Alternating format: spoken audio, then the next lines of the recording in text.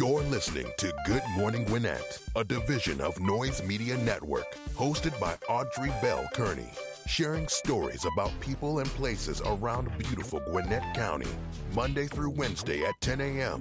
and Thursday at 11 a.m. Southern living at its best. Good morning, all my Gwinnetians out there in Gwinnett land and all of you around the world. Listen to my sound of my voice. It's a rainy day here in Georgia. Yes, it is 61 degrees, going up to a high about 68. It's going to be nice, though. It's supposed to get nicer in the evening time. But you know, in a couple days, I'll be in sunny Florida, baby. So y'all going to miss me because that's where I'll be, where the sun is shining. I'm so tired of rain. But listen, I'm still sniffly, so y'all got to bear with me. I'm trying to get past this thing. It's not the virus. It's a cold. I think it's allergies. Anyway, I got medication. I'm working on it. Got a guest in the studio today, y'all. I got another guest. It's going to be a good one. Know her personally. Admire her a bunch and glad that she's here. And she's going to talk to us about why she is running to be the Gwinnett Commissioner, the chairman position. We got a woman in the chair now. Should we have a woman in there again? But anyway, let's go ahead and get on to your hearts because I'm going to give a happy birthday shout out to my cousin Daisha. Happy birthday, darling. It's your birthday. Enjoy yourself today. I want you to have some fun. She's a good person. She's like my big sister. When I was younger, that's the person I used to go to when I was getting in trouble. When I was getting in trouble with the boys. Let me say that. That's what it really was. She's 6 years older than me, so I used to go there and I was like, hey, what do you think about this? She would always point me in the right direction. So happy birthday, D. Hope you have a wonderful day. All right, we're going to go ahead to our horoscopes brought to you by Noted Astrologer Micah Thyssen. Today is March the 3rd. We're going to kick it off like we always do with Aries. Keep an open mind when listening to the opinions of others. You can find out important information if you listen to friends and relatives. Don't let your stubborn nature get the better of you. Because you know sometimes, Aries, you can be a little bit stubborn. Don't let it get the better of you today. Do not do it. Taurus, family may not want to get involved, but an entrepreneur will. That might be me. Not today, though. Use your inventiveness to find solutions. Partnerships with creative people could lead to financial gains. You got a good horoscope today. Find an entrepreneur. Find some creative people. Be inventive. You got a lot going on today in the entrepreneur space. Gemini, don't let in-laws upset you. Close deals that have been up and in the air and move on to new ones that appear to be profitable. Sound like today's going to be a money day. Try to ease any disappointment by making amends. Go ahead. Make amends. Sometimes we got to be the bigger person. I know you don't want to, but you may have to today. Cancer. Attend seminars that will bring you in contact with the right people. Try making some changes to your appearance and your attitude that will reinforce just that. That means you need to change your attitude. Change your appearance first, then change your attitude. I'm just saying, Cancer. You should get out and meet new people today. Mingle. Leo, you'll be able to close any deal successfully. Don't let your health suffer because of abuse.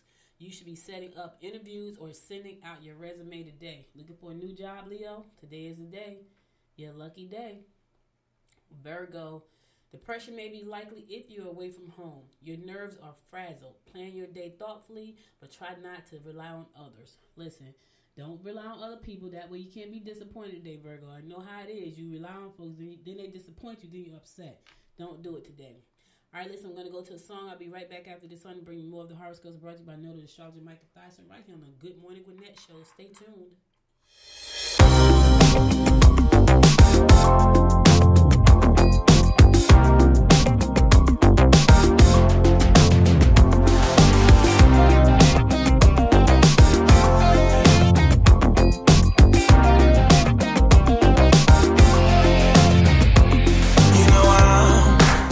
Caught by a feeling, goes beyond the right or wrong, gets me what I want. I'm hanging by a string,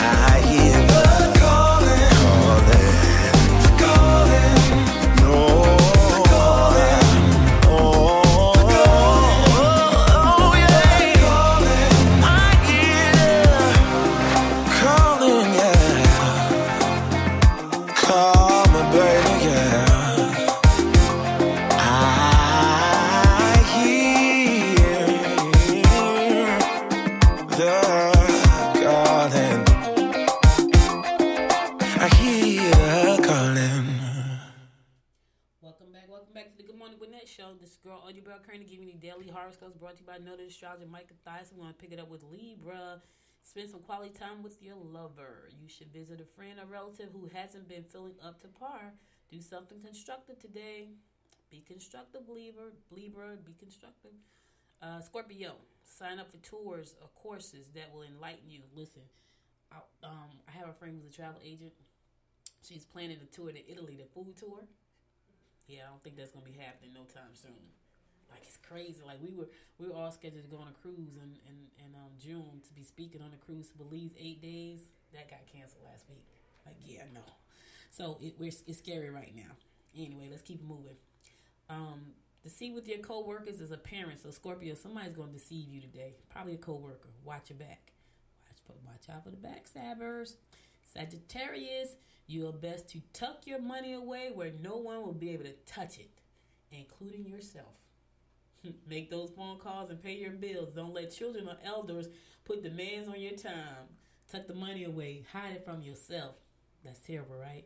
Don't go back looking for it and forget where you put it. I'm just saying, Sagittarius. Capricorn, there could be opposition or temper tantrums on the home front. Let them throw them. You can make new friends and get involved in new hobbies successfully.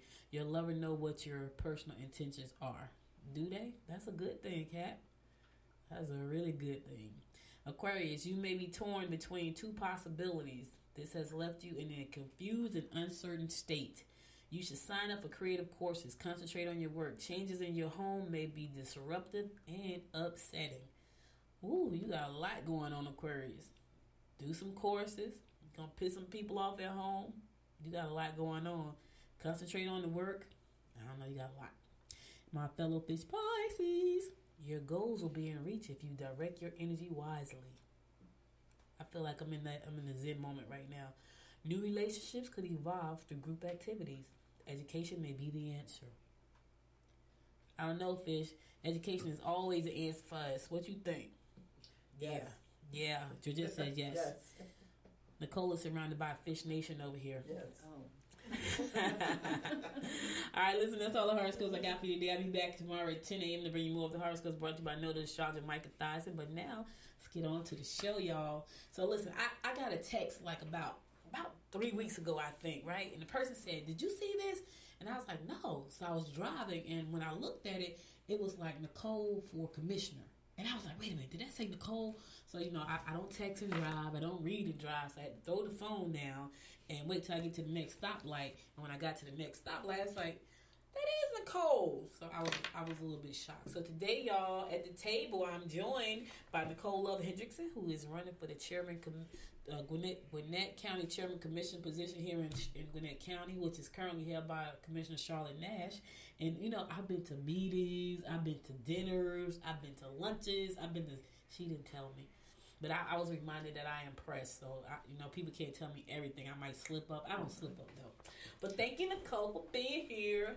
Thank you, Audrey, and good morning, Gwinnett. There you go. I like that. I like when people say that. I don't have to say it. They just say it. Because I'm so used to saying it's like a habit now. Yes. Anything you do for 30 days become a habit. Well, thank you so much for being here. It's a rainy day in Gwinnett County, but I'm honored that you are here.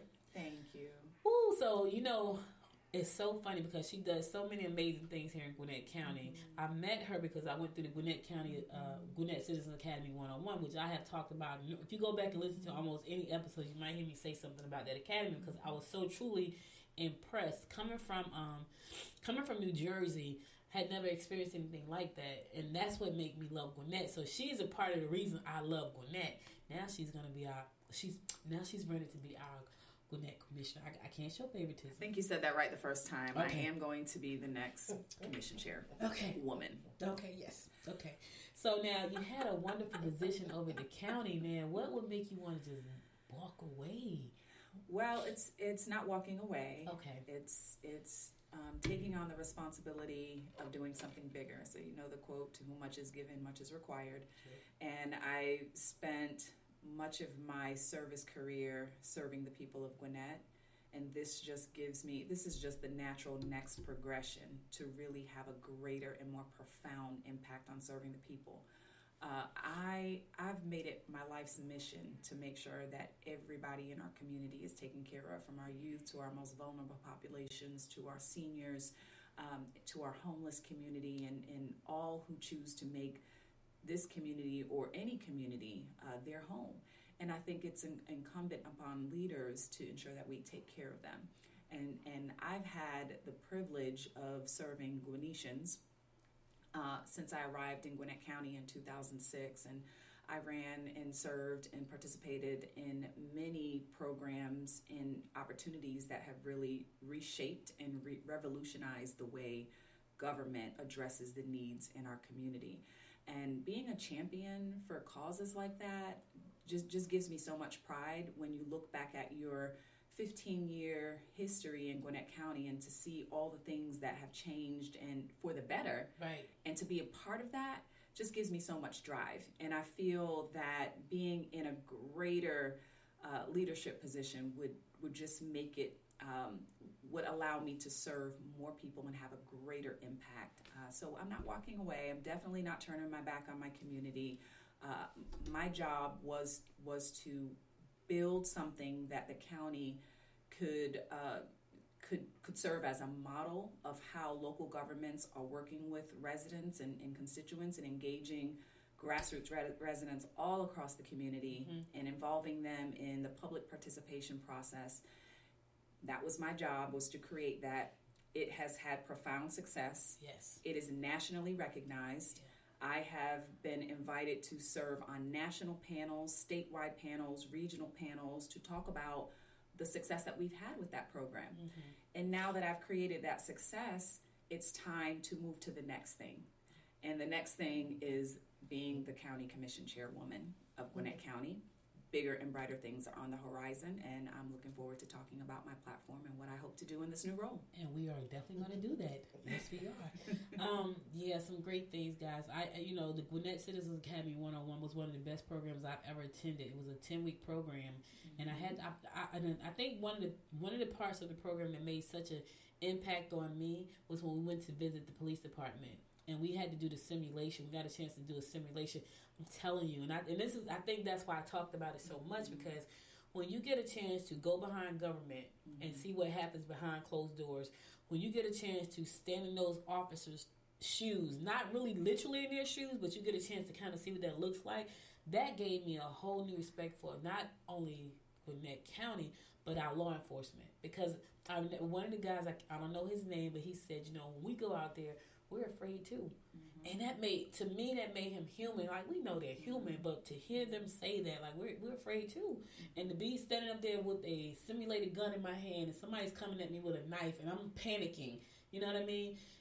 Knowing they can't stab me, but the fact that they were coming towards me and I had this gun and I'm trying to shoot him in the knee because I don't want to shoot him in the stomach. I mean, it was...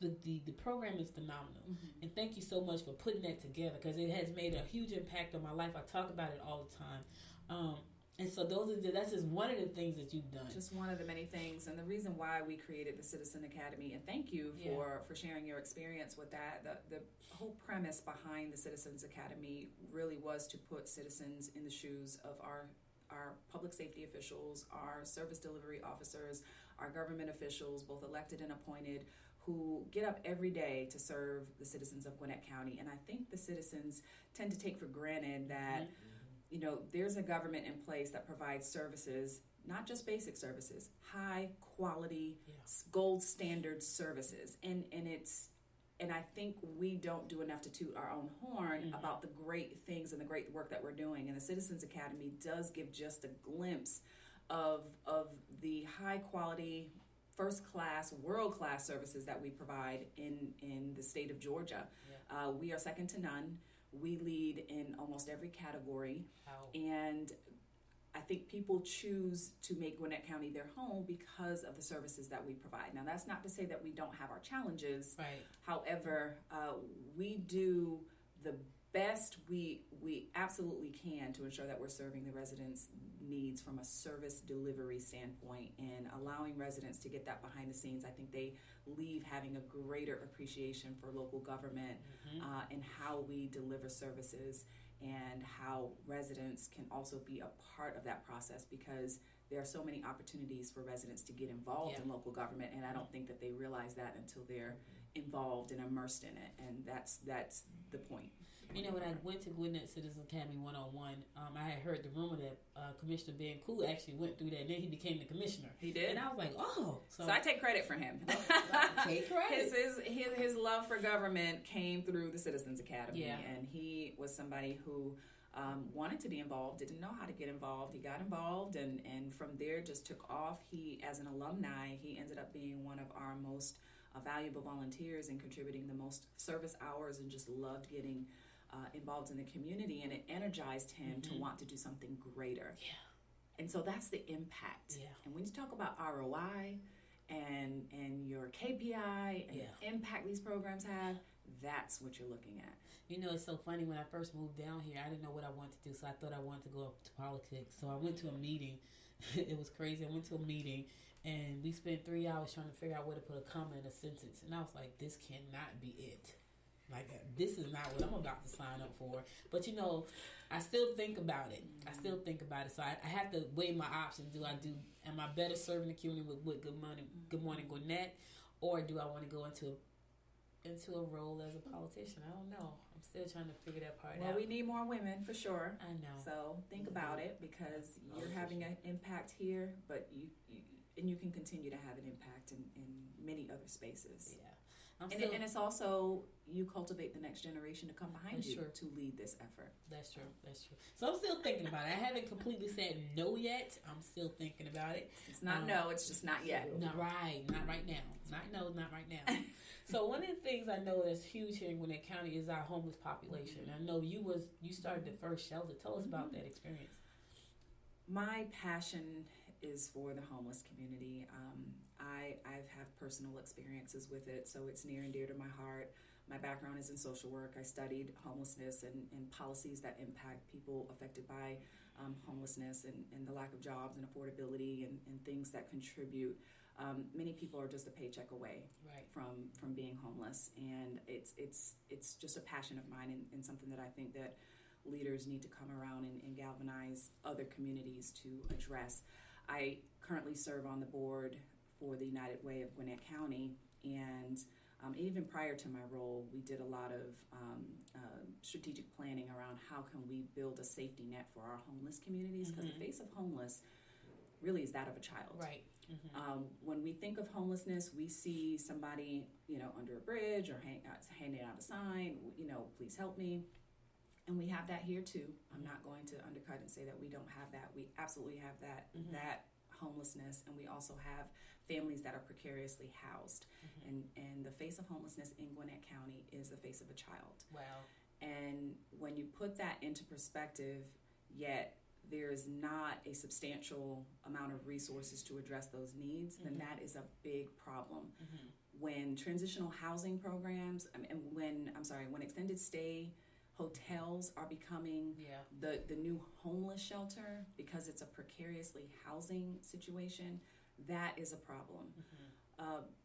Serving on the United Way board and also working with the county, I was able to be part of a public-private partnership that involved Primerica, the Chamber, the Community Foundation, the Gwinnett Coalition, United Way, and Gwinnett County government was all of the partners that were involved in this. We led a strategic initiative to identify the needs, the resources, what was our capacity to handle this. We hired Matt Elder to start laying the groundwork and the foundation and getting this homeless shelter off the ground. And last year we had our groundbreaking ceremony for the new assessment center that's in Norcross. And that was also partnering with the church that allowed us to have that facility there. And that assessment center is not only going to provide basic housing and overnight beds on an emergency basis, but it's also going to provide triage and wraparound services for individuals that come into the center. So they're going to assess everything from health, mental health, jobs, where do they stand financially, and providing all of those resources that you need to move from homelessness to self-sufficiency. And we felt that identifying homelessness with just beds is not enough. Right. You need a holistic approach in getting people out of homelessness. Yeah. And we have to identify, and we have so many partners that are involved in making that process sufficient, from Viewpoint Health to the Good Samaritan Health Center to nonprofit agencies that provide financial counseling and an array of services provided by nonprofits here in Gwinnett County that have satellite offices at the location. And we're hoping that the launch and opening is going to take place before the end of this year, so that we can start serving the needs. But of course, laying the foundation takes a lot of time, and if we're going to do it, we're going to do it right. And we get a lot of questions. When is it going to open? When's it going to open? When are we going to start? Well, it's a lot of foundation laying and making sure that we have the right components in place. And I think the county is going to be community is going to be very proud of what we have over there in Norcross. And it's going to set another gold standard of how we address homelessness here in Gwinnett County. I think that's amazing. I think about, I was talking to someone, I forgot who it was, and I probably talked about this before, but they were telling me that the mayor over in Norcross is in the process of doing a tiny home, is it a subdivision, I think it is, to address homelessness. And I think that is one of the best, I think that's a great way too, to address this issue, because I didn't realize that there were so many people who were actually living in an extended, listen, y'all gotta forgive me, my nose is stopped, so I'm trying to breathe and talk at the same time through my mouth. There's such a big population of homelessness in Gwinnett County. Back in December, Derek J. Wilson, who was running for commission for District 3, he did an event called Christmas in the Park. That was, and I was broadcasting live from that event. That was a touching event. It was rainy that day, Nicole. It was freezing and rainy, and people came out to get coats. It was a coat drive, a toy drive, and it was lunch. And it was families, right? And I'm looking, I'm like, wow, like because you don't think about it, because you don't see them. And I donated a coat I had never worn before. And the woman put the coat on, you would think it was Christmas for her. It was crazy. I'm like, wow, like that touched my heart so much. And I was like, I got to do more of this type of stuff. But it's you don't think about it. It was one lady came in, she had about 5 kids with the husband, right? And you look at this like, well, this is a 2-parent family, like how, why, things like that. So you don't think about it like that. You're right, you think about the person under the bridge. These were families. These are families, and that's what we see, and that's the face of homelessness here in Gwinnett County. And you can never have enough passionate people to serve a need. Yeah. And if you see a need and you see there's something that you can do, even if it's doing a coat drive, a food drive, reading to kids after school, you can never do enough. There's never enough that you can do to serve kids in need, because I will tell you, it will have a great impact on that family's life, no matter how small you think that the effort is. It will pay huge dividends down the line too. And when you talk about governments looking at new solutions and new ways to address the homelessness issue, I know Mayor Newton is very passionate about that issue and is looking at ways that the city of Norcross can get behind it. And I would encourage all of the other cities to look at ways that they can find unique and authentic ways to address the homeless issue, because it's all of our issue. It's not just the county. It's not just the nonprofit sector. It's not just the healthcare sector. It's all of us coming together to come up with solutions to address the need. Yeah, that is true. So we're gonna move on, because we'll be talking, we'll be out of time. I want to talk about, so this is near and dear to my heart, economic development and small businesses. So one of the things I've been back in. So I'm an original peach. Right, that was raised in Jersey. I have to say that all the time, because people challenge it, like, you're not a peach. I'm an original peach, raised in Jersey, back home in Georgia. One of the things I noticed since I've been here, and I've been back now almost 7 years, so there are a lot of vacant spaces here. Right now, this kind of baffles me. Maybe you can help me understand it. There are a lot of vacant retail spaces here, and in my mind, I'm thinking, and some of those spaces have been vacant since I've been here, like the whole time. So I don't know how long they had been vacant before that, right? The location we're in right now, I heard this space was vacant for 10 years, and it's a whole nother side over there that's empty, 5,000 square feet.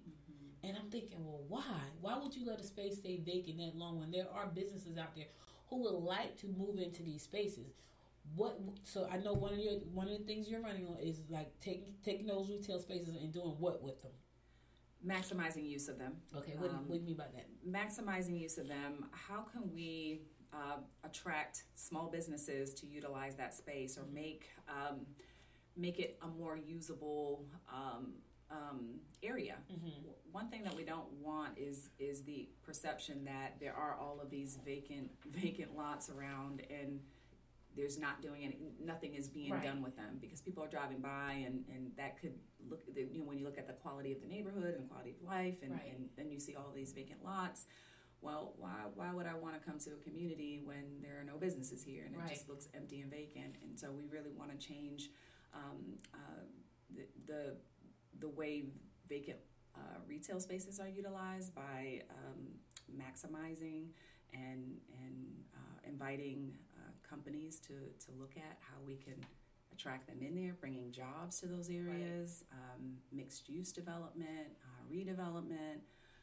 And so it's going to take some coalition building around that, and working across sectors in the public and private, and working with the chambers of commerce, and also hearing from the citizens. Yeah. Like, what do you think we should do with vacant retail space? Ask me I would love to hear what residents want to feel. And I'm always of the mindset that residents need to take charge of what happens in their communities, and that we should listen to them. As leaders, we should listen to our residents and say, what should we do with this space? How can we work with the owners of this land and appeal to the community? I think that's a great idea. What they want.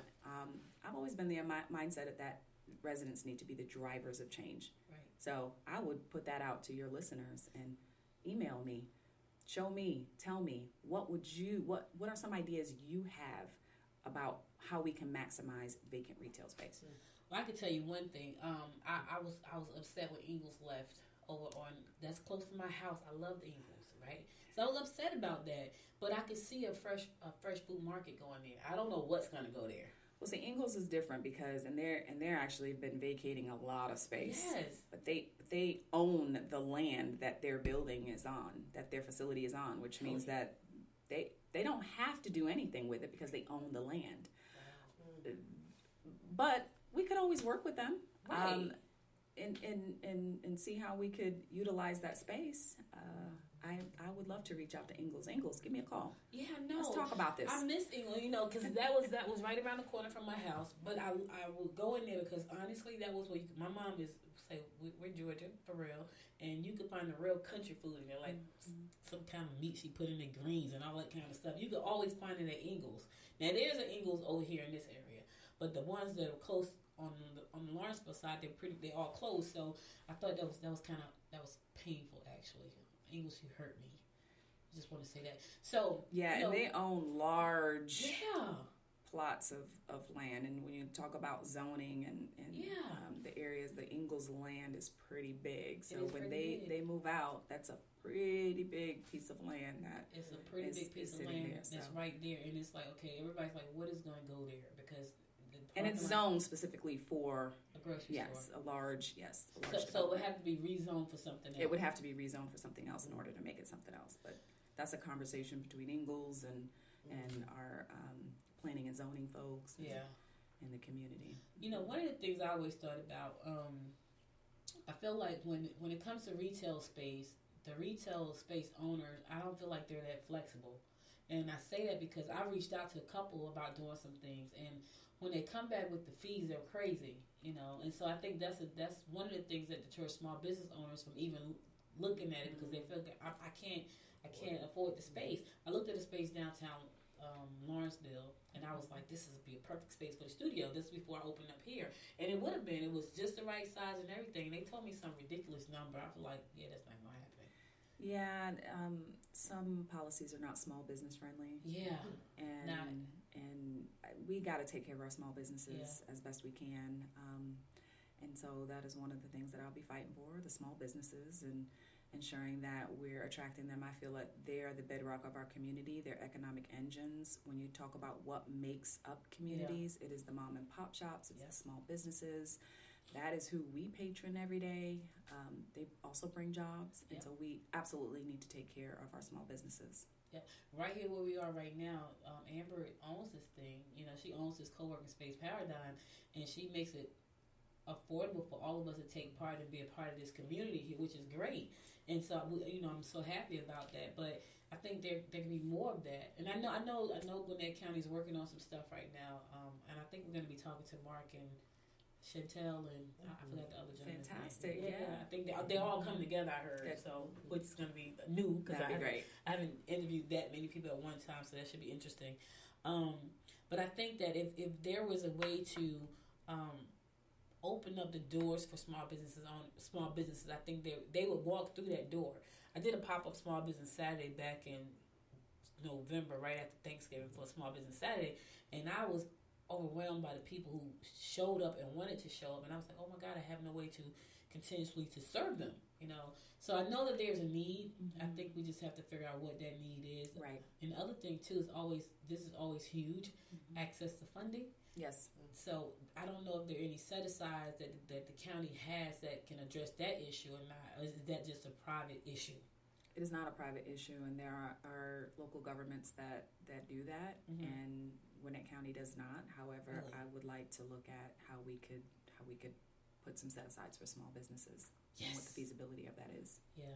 And see, I think that's huge, too. I think that's going to be huge with educating the small business owners to let them understand exactly. There was a program when I was in Jersey. It was called Project Enterprise. It was out of New York, though. And one of the things that they did that I thought was really cool, they had a 6-week program that entrepreneurs could go through. At the end of that program, they could actually get a small business loan that everybody in the group was accountable for, though. It wasn't just a person that got the loan. It was a whole group. Right. So if you got a loan, I got a loan. We were all accountable for that loan being paid back. They had a repayment rate that was crazy, like unheard of. So there are models out there that we could follow to make that happen. So, you know, I'm looking forward to seeing what you do with that. Well, see, I might have to add you to my Small Business Development Council. I'm here, raising my hand. You know, I'm raising my hand. Now, you know, we're almost out of time. God, talking. So I would love to talk to you all day. I know, man. I know. Another initiative that you want to work on is the workforce training. You know, before I became a business coach, I was a job coach in Jersey. Right? You're just a one-stop shop of everything. I'm an old lady, Nicole. I don't think you understand that. That's the thing. I'm a little old lady, y'all. I'm real, for real. But I was a job coach under the Welfare to Work initiative in Jersey City at the Jersey City Employment and Training Institute. And one of the issues that a lot of those women faced was that literacy was an issue, right? And I could not believe it. So I was young then. I was 28 years old. So I'm like, oh my God, like what? How can I help these people who are 43, 45 years old? That was an issue. So under that initiative, they had to work first. That's why it was called a Work First Initiative, and then go back and get trained. Exactly. Is that still an issue? It is, and there's just not enough resources to serve the great need that we have. Yeah. And you talk about women, there's also youth. Yeah. Our youth need access to those opportunities. Yeah. You know, we need to provide a safety net for our youth to be able to be self-sufficient and go on and lead self-sufficient lives and go on and do great things. And I think while there are services out there, and I'm willing to work with our Chamber of Commerce and economic development folks and our school board and our colleges of higher institutions to come together around this issue and how we can maximize what we have, but also maybe enhance the services to youth and to those in need, because if we're bringing jobs here, we need to make sure that we have people that are ready to go into those jobs. Yes. And we would lose out if there is that gap there. Right. So we need to do all that we can, and I'm willing to work across lines to ensure that we're meeting that need as well. So. You know, one of the ways I feel like we can meet the needs for women and children is to help them learn how to embrace technology. Yes. That is something that's also near and dear to my heart, because I feel like there are a lot of careers that have been launched because of technology. Absolutely. And a lot of people don't even know it. Like I don't know how to code, but I know how to do things to get and make things happen. Yeah. And there are careers. I had Antonio Hicks was on my show, And he is running, I think Congress, I think it is, or Senate or something. One of those. But he's also IT, right? And he said to me, he said, I work in cybersecurity. And to get certified in that space was 4 months. Wow. That's $120,000 a year job. Wow. Right. And so I think the fact that a lot of people don't know that, or they think it's tough, that's one of the barriers. So we need to figure out another way to get that information to these people so they can know, listen, you can go get Salesforce. I talked to someone from Salesforce yesterday. So Salesforce is a huge company in the tech space. And I talked to someone yesterday. But you can go get Salesforce certified and come out the gate making $80,000. The certification takes 19 hours to learn that stuff. And I was like, what? So the lady called me. I'm like, so are you sure it's going to take 19 hours for this certification? It's like 19 hours and you can go get certified. But there are a lot of companies like that. There are. And it's getting those services and the awareness of those services to the people who need it most. Yes. So there's opportunity to help when it comes to workforce development, and I think that's a good thing to kind of look at, like Absolutely. Technology. Thank you. All right, so right now, our current chairwoman, people love her. Yes, she's been there a long time. She's amazing. Is there anything that you would do differently? Absolutely. I have to chart my own course. A lot of people say, oh, you have big shoes to fill. Well, I'm not trying to fill her shoes. Okay. I'm trying to fill my own shoes, but chart my own course. And I see things can be done a little differently. I absolutely respect Charlotte and her vision and what she was able to bring to the table. Now it's a matter of building on those successes and meeting the needs of the community. The face of Gwinnett County has changed significantly. We are a majority-minority community. And so it's time for the face of leadership to change. And in order to change policies and practices, you have to change the policy maker. Right. And so being somebody who understands and has a pulse on the community, because I've lived it, I've worked across lines with many different cultural communities, building bridges and hearing what the needs are. I am specially attuned to what those needs are. Yeah.